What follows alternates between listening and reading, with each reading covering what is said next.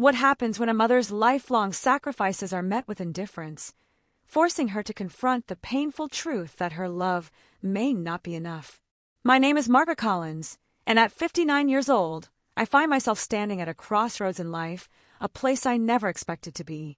I live in a quiet neighborhood in Oregon, where the trees whisper secrets, and the air carries the scent of blooming flowers.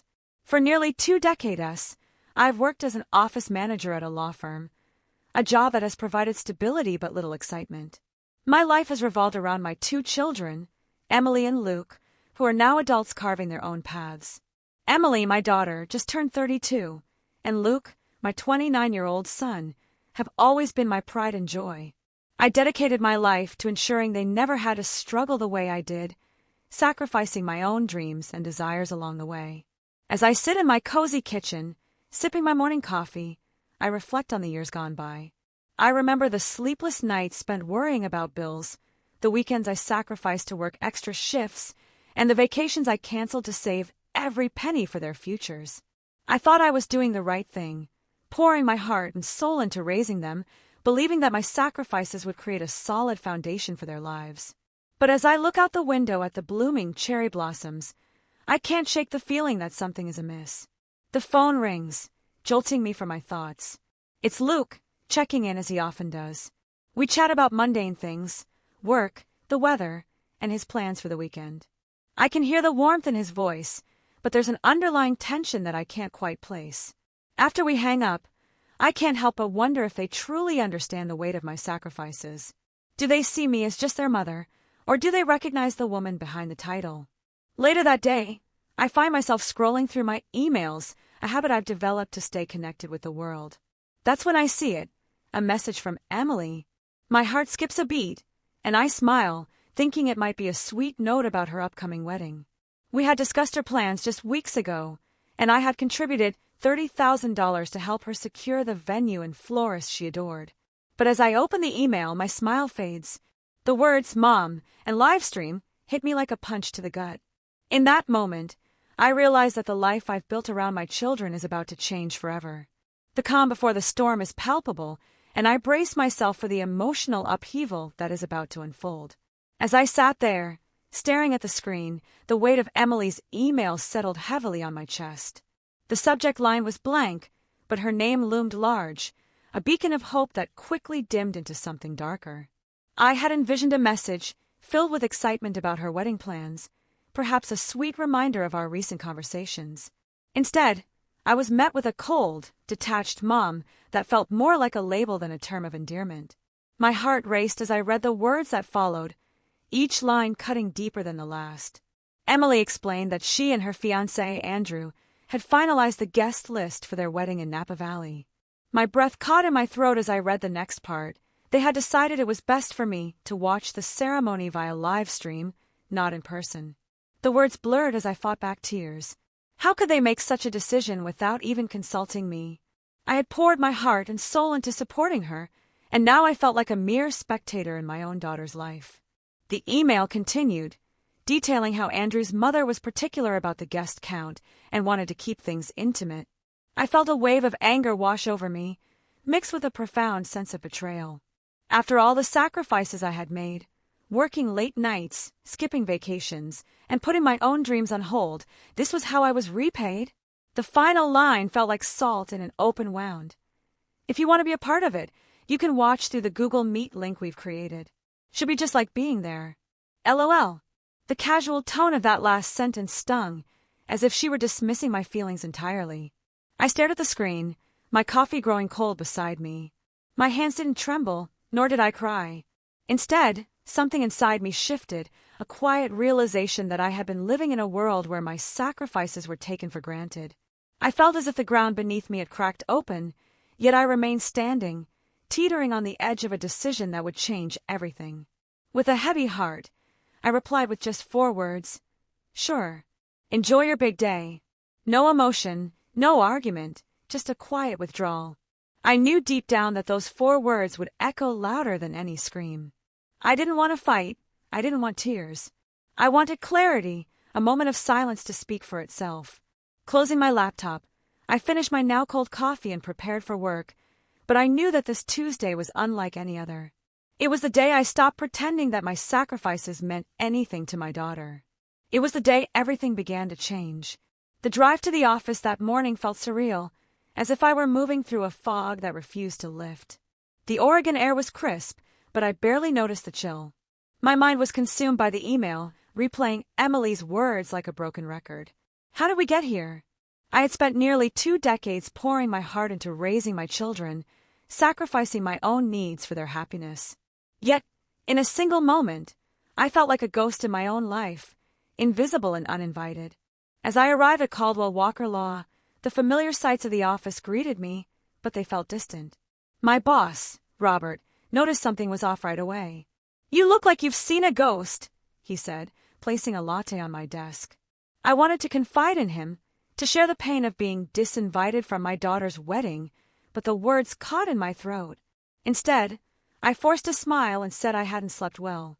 His kindness, though small, nearly unraveled me.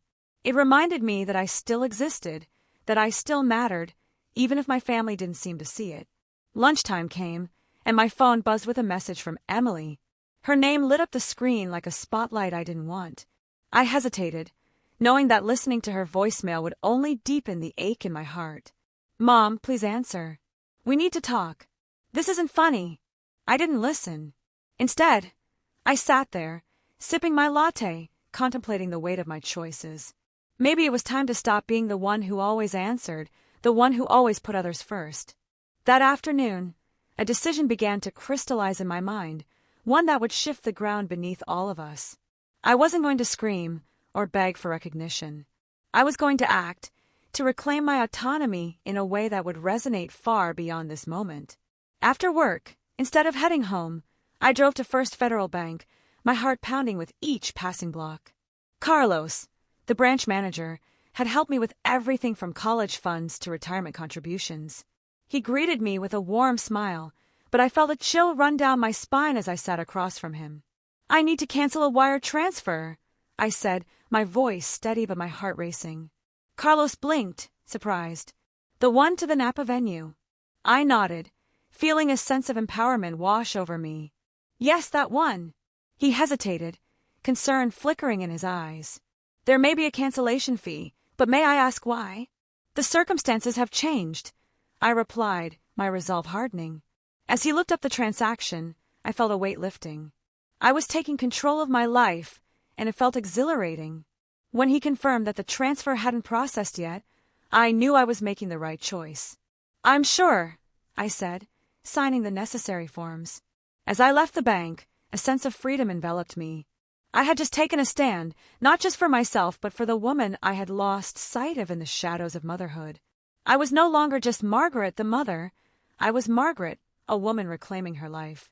As I pulled into my driveway that evening, the sky was dimming, casting long shadows across the lawn. The porch light flickered on, illuminating the path to my front door. I felt a mix of anticipation and dread as I stepped inside, the familiar scent of home wrapping around me like a comforting blanket. But the moment I closed the door, I sensed that something was off. The stillness was palpable, and I could feel the tension in the air. Before I could even set my bag down, the doorbell rang, echoing through the quiet house. I hesitated, considering ignoring it, but curiosity got the better of me. When I opened the door, I found Luke standing there, his tie loosened and sleeves rolled up, looking both anxious and determined.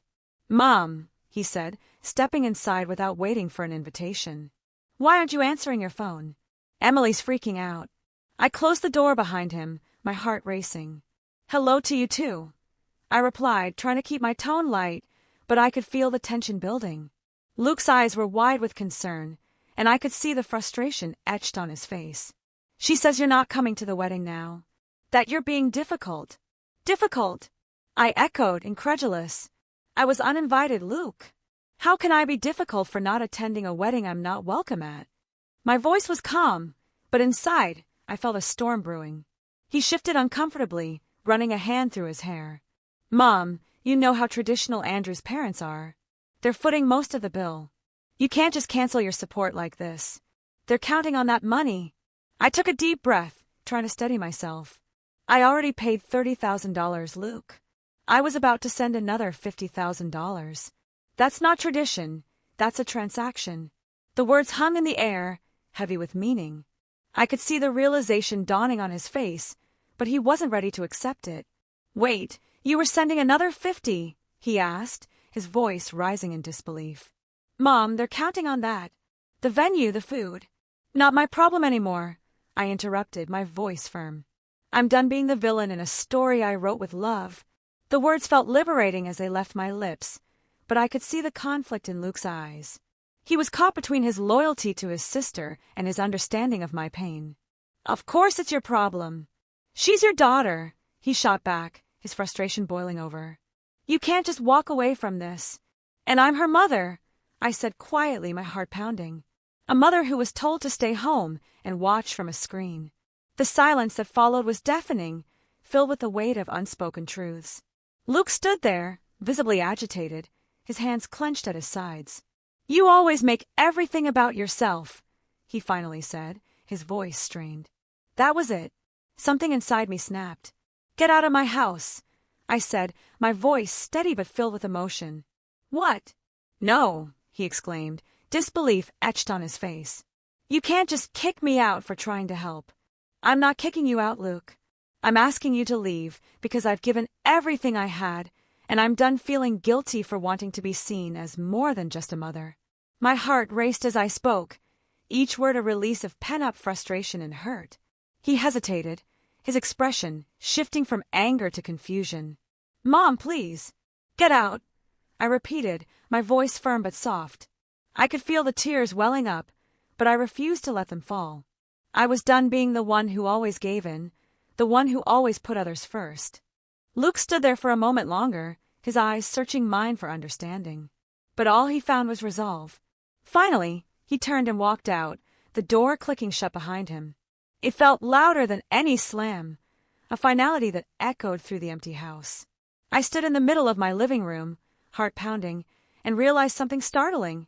I didn't feel guilty. I felt free. The weight of years of unrecognized sacrifices began to lift, replaced by a sense of empowerment I hadn't felt in a long time.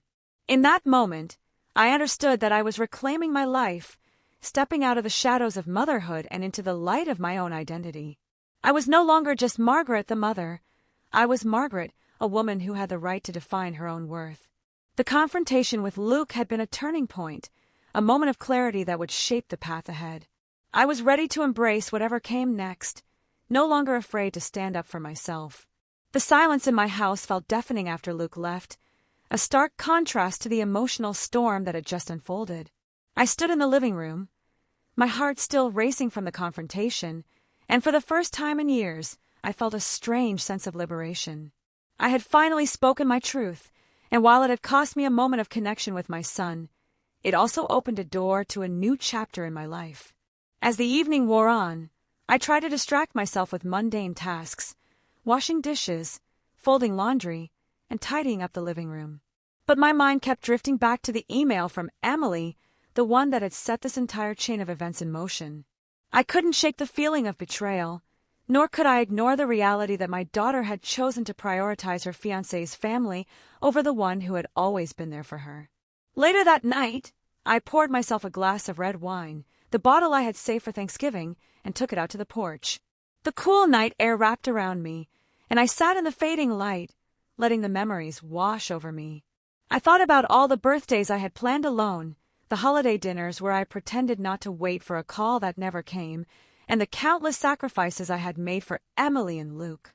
Each memory felt like a wave crashing over me, reminding me of the years I had spent pouring my heart into their lives, only to feel like a mere afterthought. My phone buzzed, breaking the stillness. I glanced at the screen and saw 9 missed calls from Emily and 2 from Luke. My heart sank as I listened to the first voicemail. Mom, please don't do this. Emily's voice trembled with desperation. We need to talk. This is childish. I felt a pang of guilt, but I quickly pushed it aside. I had to remind myself that I was no longer the one who would bend to their demands. The next morning, I woke up to a string of frantic messages from Emily. They started with passive-aggressive guilt. Mom, we need to talk. Why are you doing this? Then the tone shifted. The venue just called. The payment didn't go through.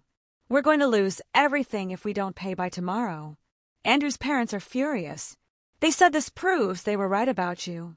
I smiled into my coffee, a sense of satisfaction washing over me. Of course, she didn't understand.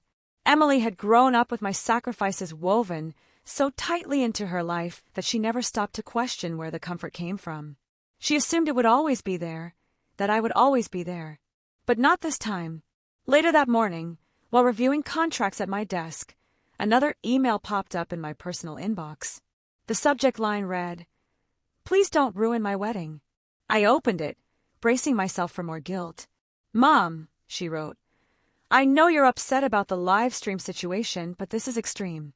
We lost the venue deposit, and if we don't pay the remaining balance by the end of the day, the caterer walks.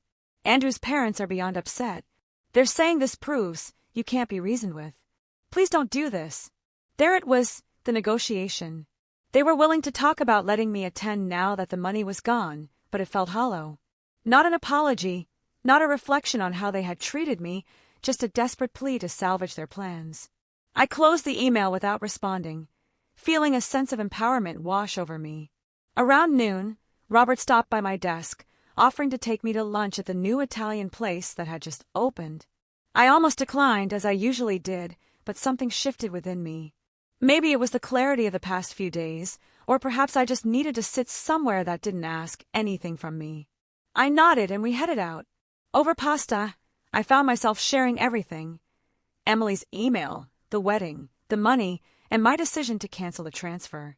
Robert listened intently, his eyes soft with understanding. Sometimes the hardest part of love is setting boundaries, especially with the people we've given the most to, he said gently, reaching across the table to squeeze my hand. For the first time in a long time, I felt seen and validated. When I returned to my desk, there were more calls and texts from Emily, but I didn't answer. I didn't need to. I had finally found my voice, and for the first time, my silence spoke volumes. I was no longer just a mother. I was Margaret, a woman reclaiming her life and her worth. The aftermath of my decision was unfolding, and I was ready to embrace whatever came next. The days that followed my confrontation with Luke were a whirlwind of emotions. I felt lighter, yet the absence of my children's presence weighed heavily on my heart. I had made a choice that felt right, but the silence from Emily and Luke was deafening. I spent my evenings reflecting on my life, rediscovering hobbies I had long neglected, and even joining a pottery class. Each day brought a new sense of freedom, but I couldn't shake the feeling that something was still unresolved. One evening, as I was preparing dinner, the doorbell rang again. This time, I felt a mix of curiosity and apprehension. I opened the door to find Sophia standing there, Emily's childhood friend. She looked a bit nervous, her hands fidgeting with the hem of her coat. "Mrs. Collins," she said softly, "I'm sorry to drop by like this." "It's fine, Sophia. Come in," I replied, stepping aside to let her enter. I hadn't seen her in years, but the memories of her laughter and the countless sleepovers at our house flooded back. I filled the kettle for tea, trying to gauge her mood. As we settled at the kitchen table, I could see the concern etched on her face. "Emily sent me," she finally admitted, her voice barely above a whisper. "She's a mess. They lost the venue, and Andrew's parents are threatening to cancel the wedding altogether. She knows she messed up, but she just doesn't know how to fix it." I nodded, feeling a pang of sympathy for Emily, but I also felt a flicker of frustration. "Is that why you're here? To fix it?" I asked, trying to keep my tone neutral. Sophia shook her head. "No, I'm here to ask if there's anything she can say or do to change your mind." Her eyes searched mine, hopeful yet cautious. I paused, considering her question. Would an apology change the way it felt to be excluded? Would it erase the years of sacrifices I had made, only to be treated like an afterthought? "I don't know, Sophia," I replied honestly. "Words are easy, especially when people are desperate. But the people who love you don't wait until you cut them off to see you." Sophia looked down into her tea, nodding slowly. "I get it," she said softly. "Even if she doesn't." We sat in silence for a moment, two women from different generations connected by a shared understanding of love and sacrifice. I could see the weight of the situation pressing down on her, and I felt a surge of compassion. "I appreciate you coming here, Sophia. It means a lot that you care enough to reach out." She smiled faintly, her shoulders relaxing a bit. "I just want Emily to understand how much you've done for her. She's always taken your support for granted, and I think she's finally starting to realize it." As we talked, I felt a sense of clarity wash over me. Sophia's presence reminded me that I wasn't alone in this struggle. I had spent so many years feeling invisible, but here was someone who recognized my worth. I shared stories of Emily's childhood, the sacrifices I had made, and the love I had poured into raising her. Sophia listened intently, her eyes wide with understanding. After a while, I could see the resolve in Sophia's expression. "Maybe I can talk to Emily," she suggested. "Help her see things from your perspective. She needs to understand that love isn't just about money or grand gestures. It's about respect and recognition." I appreciated her willingness to help, but I also knew that the journey to understanding would ultimately be Emily's. "Thank you, Sophia. I think she needs to come to that realization on her own," I said gently, "but I would welcome any conversation that helps her see the truth." As our conversation drew to a close, I felt a sense of hope. Sophia's visit had reminded me that there were still people in my life who valued me for who I was, not just for what I could provide. I walked her to the door, and as she stepped outside, I felt a renewed sense of purpose. The wedding may not have happened as planned, and my relationship with Emily was still strained, but I was no longer afraid to stand my ground. I had set boundaries, and in doing so, I had begun to reclaim my identity. I was Margaret Collins, a woman worthy of love and respect, and I was ready to embrace whatever came next. The weeks that followed Sophia's visit were a time of reflection and growth for me. I had made my peace with the choices I had made, and while the silence from Emily and Luke still lingered, I felt a newfound strength within myself. I had stepped away from the role of the ever-giving mother, and in doing so, I had begun to rediscover who I was outside of that identity. I immersed myself in my pottery class, finding solace in the rhythm of shaping clay. Each piece I created felt like a small victory, a tangible representation of my journey toward self-acceptance. I began to explore new hobbies, from gardening to painting, allowing myself the freedom to pursue interests I had long neglected. The vibrant colors of the flowers I planted mirrored the blossoming sense of joy I felt within. One evening, as I sat on my porch with a glass of wine, I reflected on the changes in my life. The sun dipped below the horizon, casting a warm glow over the neighborhood. I thought about Emily and Luke, and while I missed them, I no longer felt the weight of their expectations pressing down on me. I had learned that love could take many forms, and sometimes the most powerful expression of love was to set boundaries. Then, one afternoon, as I was tending to my garden, I received a text from Luke. "Can we talk?" it read. My heart raced as I considered my response. I took a deep breath, reminding myself of the progress I had made. I replied, "Sure. I'm home." When he arrived, I could see the tension in his posture, but there was also a glimmer of hope in his eyes. We sat on the porch, and he began to speak, his voice hesitant. "I've been thinking a lot about what happened. I didn't realize how much pressure Emily was under, and I'm sorry for how I reacted." I listened, feeling a mix of emotions. "Thank you for saying that, Luke. I've been doing a lot of thinking too. I want to be part of your lives, but I need you both to understand my perspective as well." As we talked, I felt the walls between us begin to crumble. Luke shared his concerns about Emily, and I opened up about my feelings of being taken for granted. It was a conversation filled with vulnerability, and for the first time in a long time, I felt a sense of connection with my son. Later that week, I received a call from Emily. "Mom, can we talk?" she asked, her voice shaky. I could hear the uncertainty in her tone, but I also sensed a willingness to engage. "Of course," I replied, my heart swelling with cautious optimism. As we spoke, I could feel the distance between us beginning to close. Emily expressed her regrets about how she had treated me, and I shared my feelings of hurt and disappointment. It was a difficult conversation, but it was also healing. We both realized that love was not just about grand gestures. It was about respect, understanding, and recognizing each other's worth. In that moment, I embraced the new life I had created for myself. I was no longer just Margaret the mother. I was Margaret, a woman who had learned to stand up for herself and set boundaries. I had discovered the strength to reclaim my identity, and in doing so, I had opened the door to deeper connections with my children. As I looked out at the blooming garden, I felt a sense of peace wash over me. I was ready to embrace whatever came next, knowing that I had the power to shape my own narrative. The journey was far from over, but I was no longer afraid. I was ready to live fully, authentically, and unapologetically as myself.